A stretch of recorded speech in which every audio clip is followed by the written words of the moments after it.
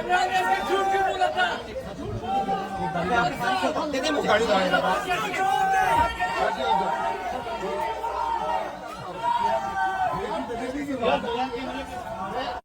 9 मई के वाक़यात जो हुए हैं, जो लोग उसके सिलसिले में अरेस्ट किए गए हैं, क्या आप चल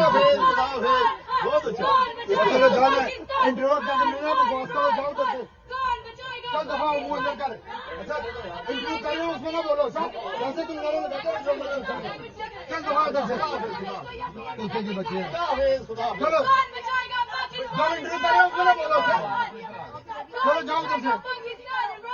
sir what is this thing why can't you arrest them? चलो छोड़ो आप छोड़ो यार, बात खत्म करें ना।